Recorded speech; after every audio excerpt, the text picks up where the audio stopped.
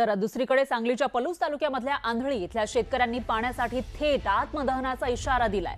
1 महिन्यापासून आंधळीसह 5 गावांना आरफळ योजनेचं पाणी मिळत नसल्यानं दक्षिण आरफळ कॅनॉल कोरडा ठाक पडलेला आहे आणि परिणामी आंधळी गावासह आसपासची हजारो एकर शेती वाळू लागलेली आहे। त्यामुळे शेतकरी अडचणीत सापडलाय। शेती वाचवण्यासाठी शेतकऱ्यांकडून पाणी सोडण्याची मागणी वारंवार केली जाते, पण याकडे दुर्लक्ष होत असल्यानं शेतकरी आक्रमक झाले आणि शेतकऱ्यांनी थेट आत्मदहनाची भूमिका घेतली आहे।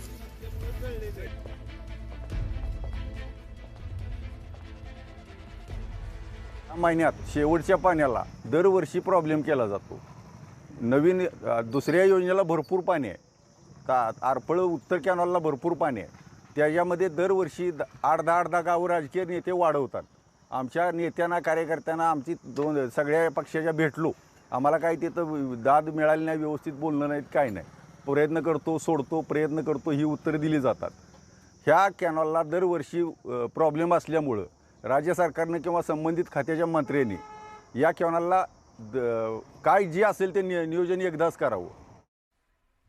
यानंतर बातमी आहे हिंगोलीमधली। हिंगोलीच्या वसमत शहरामध्ये पुन्हा एकदा डिझेलच्या तुटवड्याची परिस्थिती निर्माण झाली आहे। कालपासून वसमत शहरात आणि परिसरामध्ये पेट्रोल पंपावर डिझेलसाठी नागरिक कॅन घेऊन येत आहेत। सध्या शेतांमध्ये नांगरणी सुरू आहे, बखरणी इत्यादी खरीप पूर्व मशागतीची काम सुरू आहेत आणि यासाठी ट्रॅक्टरला मोठ्या प्रमाणामध्ये डिझेल लागतं। पण कालपासून डिझेलचा तुटवडा झालेला आहे, त्यामुळे शेतकरी आणि ट्रॅक्टर चालक त्रस्त झाले।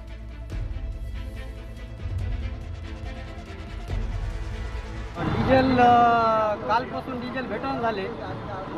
डिझेलला सकाळपासून रांगा लावल्यात, आम्ही खूप लाईन लागली।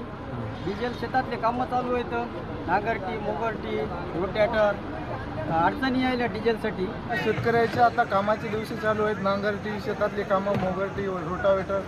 त्याच्यामुळे डिझेलला शेतकऱ्याचा वारंवार त्रास होत आहे, कारण डिझेलचं असं शॉर्टेज येते आणि वरून सरकार म्हणते की शॉर्टेज नाही, आणि तुम्ही दाखवू शकता किती मोठी लाईन लागलेली आहे।